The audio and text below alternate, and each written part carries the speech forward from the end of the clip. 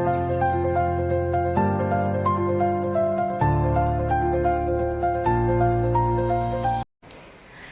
Friends, welcome back to my channel. મારું નામ દિવ્યાંશી છે અને તમારું મારી ચેનલમાં સ્વાગત છે. તો આજે આપણે બનાવવાના છીએ આઈસ્ક્રીમ અને એ પણ રોઝ ફ્લેવરનું અને એ પણ ફાલુદા. તો મેં એક વખત ટ્રાય કર્યું હતું રોઝ ફ્લેવરનું ફાલુદા આઈસ્ક્રીમ અને એ બહુ જ સરસ લાગે છે. તમે ફાલુદા ખાતા હોય ને એવું જ લાગે છે. એની ફૂલ રેસીપી તમને આગળ વિડીયોમાં જોવા મળશે, તો સ્કીપ કર્યા વગર આખો વિડીયો જોજો એટલે તમે પણ આઈસ્ક્રીમ બનાવી શકો. આજે આપણે બનાવવા જઈ રહ્યા છીએ રોઝ ફાલુદા આઈસ્ક્રીમ. તો એના માટે છે ને મેં પ્રીમિક્સ લીધું છે રોઝ ફાલુદાનું અને લઈ લીધું છે 1.5 tablespoon GMS powder, 1/4 teaspoon CMC powder, 1.5 tablespoon cornflour અને 6 ટેબલસ્પૂન શુગર. શુગરની જગ્યા પર તમે જે કંઈ પણ સ્વીટનેસમાં એડ કરવા માંગતા હોય એ એડ કરી શકો છો. અને અહીંયા મેં લઈ લીધું છે 500 ml દૂધ. 500 ml દૂધની સામે આપણે એટલી ક્વોન્ટિટી લીધી છે. જો તમે વધારે ક્વોન્ટિટીની અંદર આઈસ્ક્રીમ બનાવવા માંગતા હોય તો તમે બધી જ જે પાવડરની ક્વોન્ટિટી છે એ ડબલ કરી શકો છો.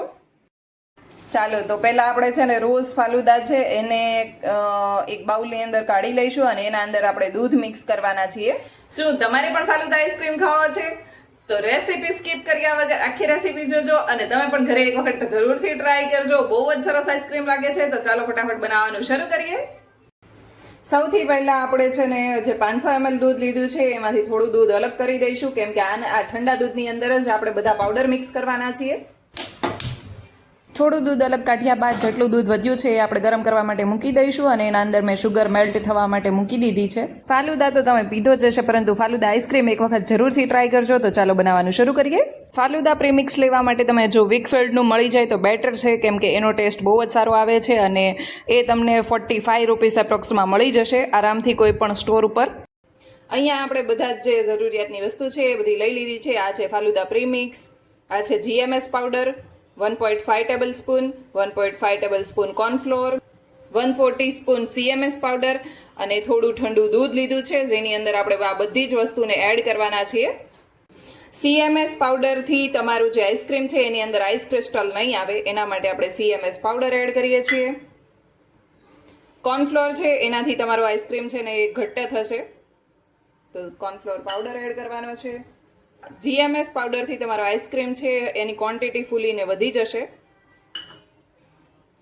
અને આ આપણે ફાલુદાનું પ્રીમિક્સ લીધું છે ફાલુદા ફ્લેવર લાવવા માટે.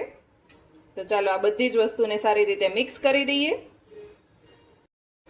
આ જે આપણે ફાલુદાનું પ્રીમિક્સ લીધું છે એના અંદર બધી જ વસ્તુઓ છે. સેવૈયા છે, તકમરિયા છે અને ગ્રેપ્સ પણ છે.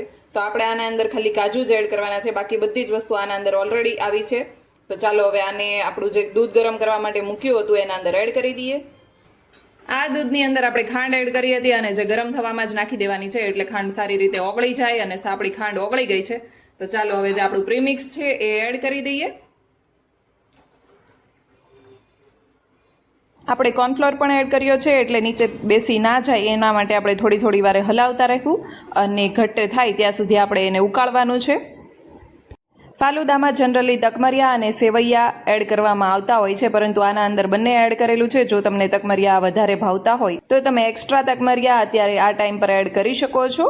આપણે જે આઈસ્ક્રીમ બનાવવા જઈ રહ્યા છે એ આઈસ્ક્રીમ જો તમે માર્કેટમાંથી લાવો તો અહીંયા જો 300 રૂપિયાનો એક ડબ્બો તમને મળશે અને એ જ આખો ડબ્બો આપણે ઘરે પણ બનાવી શકીએ છીએ અને એ પણ બહુ ઓછા કોસ્ટમાં અને હાઇજીન રીતે.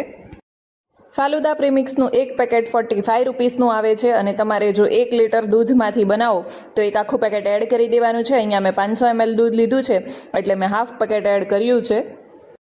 હવે આપણું દૂધ ધીરે ધીરે ઘાટું થવા લાગ્યું છે. જનરલી તમે નોટિસ કર્યું હશે કે આપણે કોઈ પણ દૂધનું આઈસ્ક્રીમ ઘરે બનાવતા હોઈએ તો એની અંદર આઈસ ક્રિસ્ટલ થતા હોય છે, પરંતુ આના અંદર આપણે CMS પાવડર એડ કર્યો છે, એના લીધે આઈસ ક્રિસ્ટલ પણ નથી થતા.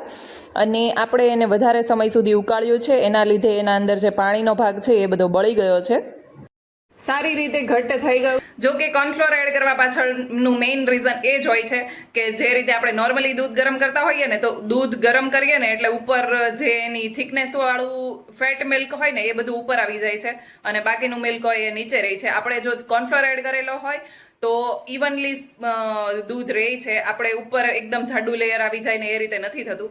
પરંતુ આપણે ઠંડુ કરવા માટે થોડી વાર માટે એને હલાવવાનું છે અને પછી આપણે એને ફ્રીજની અંદર રાખી દઈશું.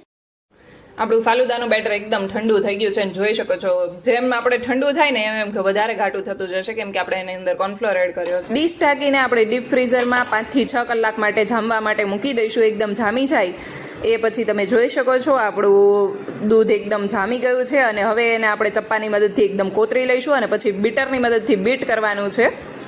તો એ ફૂલીને ક્વોન્ટિટી વધી જશે અને આપણું આઈસ્ક્રીમ બનીને રેડી છે. તમારી ઈચ્છા મુજબ તમે અંદર કોઈ પણ ડ્રાયફ્રૂટ એડ કરી શકો છો. હું મેઇનલી કાજુ એડ કરવાનું પ્રિફર કરું છું. તો આપણું સરસ મજાનું આઈસ્ક્રીમ બનીને રેડી છે, ફાલુદા ફ્લેવરનું આઈસ્ક્રીમ. તમને મારી આજની રેસીપી કેવી લાગી એ મને કોમેન્ટ કરીને જરૂરથી જણાવજો. મારા વિડીયોને લાઇક કરી દેજો અને તમારા ફ્રેન્ડ્સ એન્ડ ફેમિલી જોડે શેર કરજો કે એ લોકો પણ આ આઈસ્ક્રીમ બનાવીને ખાઈ શકે. અને તમને આ આઈસ્ક્રીમ બનાવવામાં કંઈ પણ પ્રોબ્લેમ થતી હોય તો એ મને કોમેન્ટમાં જણાવજો તો હું તમને એનું સોલ્યુશન આપવાની કોશિશ કરીશ. મારી ચેનલને સબસ્ક્રાઇબ કરવાનું ભૂલતા નહીં. Thank you for watching. By.